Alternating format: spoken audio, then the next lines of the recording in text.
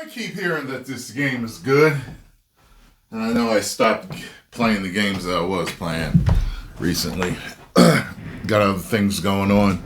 I'll eventually get back to it. However, this is something of a game that I would consider a relax and play type of game. So I might be willing to get this. And I trust your drinker, so let's see what the man has to say. Play! It's not playing. It's not playing. I don't know why. Play! Call me a sleazy, mentally unhinged moron, if you will. Many people have, in fact. But I've always been a fan of narrative-driven adventure games, where progression is less about grinding your way up some arbitrary skill tree, and more about facing difficult choices that reshape the story on the fly. Games like Until Dawn, The Quarry, and the Walking Dead series all put the player into their own personal movie experience and ask the simple question, okay, hotshot, what would you do next? Yeah, the pace wasn't exactly lightning fast, and you were probably better off not replaying them because it tends to shatter the illusion that your choices have a bigger impact than they do. But hey, they were definitely fun for what they were, and when good writing and direction coincided with strong voice acting, the results were genuinely great. Unfortunately, the party mostly came to an end when Telltale Games, one of the biggest studios in the genre, went bankrupt back in 2018, and all of their licensed properties went with them. But a phoenix arose from the ashes in the shape of ad hoc studios made up of former employees who wanted to have another crack at it. And their first effort is here in the shape of Dispatch, an episodic adventure game about a man reluctantly put in charge of a team of superhero rejects and given the simple task: turn them from a bunch of dysfunctional fuck-ups into an effective crime-fighting unit. Now, because I'm a handsome and charismatic chap, I was able to play an advanced copy from start to finish before the rest of the episodes even dropped. Oh, you got an advanced copy! Uh-oh. So, for once, I'm actually in a unique position to review this thing before most other people. And here's the thing, Dispatch is actually pretty good. Uh-oh. No way! Yes way! Yeah, there's definitely a few rough edges on the story front, where I think the episodic structure lets it down a little towards the end, and some of the mini-games do start to wear thin after a while, but the things Dispatch gets right... Yeah, I kept hearing it was good, but I needed to see a review to make sure it wasn't woked up. And I trust him with telling me if it's woked up.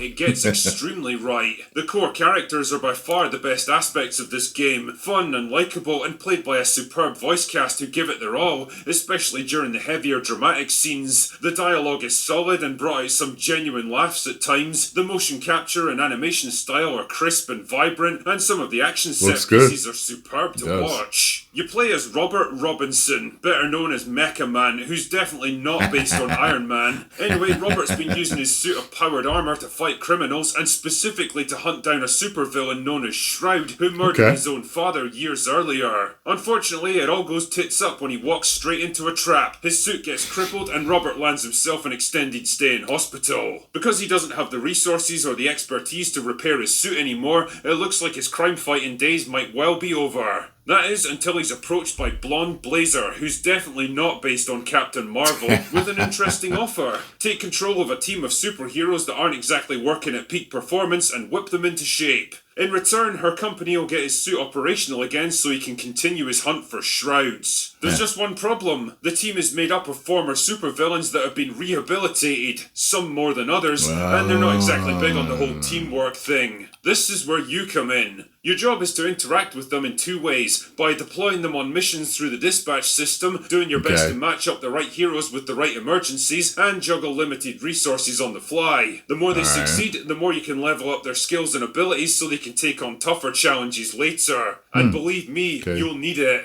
The story-driven side sees you dealing with them on a more personal level during scripted dialogue sequences, where as you'd expect, you've got a bunch of choices for how you want to treat them. Are you going to be a hard-driving taskmaster who lays down the law and takes no shit, even if it means pushing people away? Or a compassionate and supportive leader who sees the potential behind the angry facades? How you choose to work with them will ultimately determine how they treat you, and even which one of them decides to stay with your team or turn against it. Now, games like this will stand or fall on the likability of their their core characters, and I think this is Dispatch's biggest strength. As a pro-tag, it would have been easy to turn Robert into a whiny, useless asshole who gets dominated by bigger, stronger personalities, but what's interesting is that he always gives as good as he gets. He's got a comeback for every insult, he never lets people intimidate him, and if you play it right, he's not afraid to stamp down his authority if his team disrespect him. And credit to Aaron Paul for his work here, he delivers a performance that's composed, nuanced and world-weary all at the same time. This is a guy who's been doing this shit for a long time, pushing himself to breaking point, and it shows. Blonde Blazer is technically a senior manager, but she doesn't give Robert orders so much as objectives and then leaves it up to him to figure out a solution. It's actually kind of interesting watching their interactions. She's supportive and understanding without coming across as patronising and disrespectful, encouraging him to consider options and make tough decisions, but ultimately letting him make the call. Invisigal, on the other hand, is the classic loose cannon of the group. Temperamental and unpredictable, she clashes with her teammates and especially Robert in the early episodes. Now, I know what you're thinking here. You saw that nose ring and that hairstyle and you expected some abrasive, man-hating lesbian who's out to humiliate the main character every chance she gets. But weirdly, that's the opposite of who she is. The reality is that she's kind of vulnerable and insecure beneath all the bravado, and well, let's just say she definitely doesn't hate men, trust me.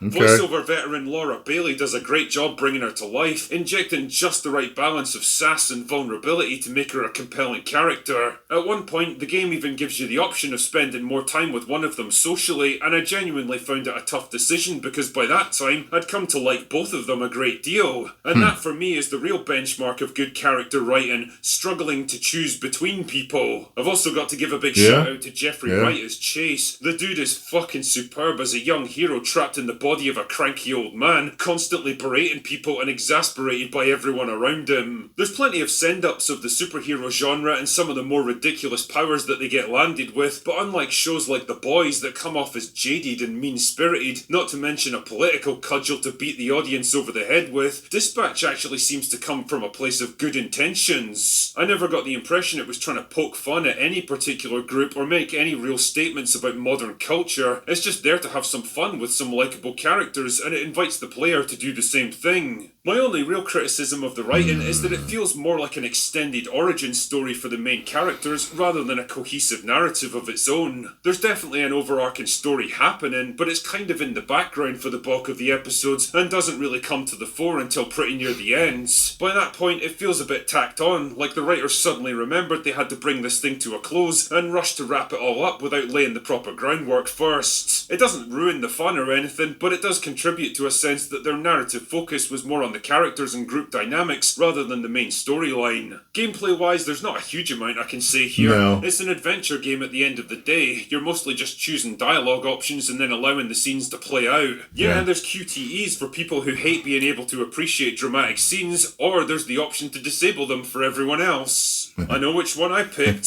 The main gameplay opportunities are the dispatch terminal, where you have to send heroes out on missions, and a hacking minigame that crops up from time to time. The dispatch terminal is fine for what it is, I guess. I like the idea of managing limited resources and choosing how to upgrade characters to combat escalating threats, but I don't get the impression that it interacts much with the story portion of the game. And if I'm honest, by the later stages, it can become a little tedious, like I was just trying to get through it so I could advance the plot. Likewise, the hacking games are an okay way of breaking the rest of it up, forcing you to do a bit of logical problem solving and think fast under time pressure. They won't exactly have you tearing your hair out, but there's a decent little challenge in some of them, and to be fair, they do kind of influence how certain missions play out, so there is that at least. Ultimately, for all its flaws, I think the studio got off to a good start with Dispatch. There's definitely room for its world, and especially its gameplay and storytelling to grow with sequels, but I think it's laid the groundwork with a strong cast of characters that would actually be worth investing in. So if you've been looking for something to scratch that Telltale itch for the past few years,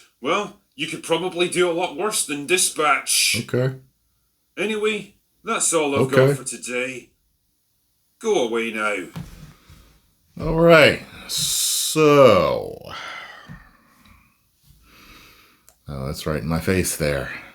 Know why they chose that thumbnail. Check that video out next. All right. So I'll check out a couple more. And I might actually play this tonight or tomorrow. So look for it, just in case. Make sure you get over to follow Critical Drinker. Tell them Tyrone Magnus sent you. If you enjoyed my thoughts and reactions to this, make sure you hit the like button, subscribe, and share. 10 million subscribers.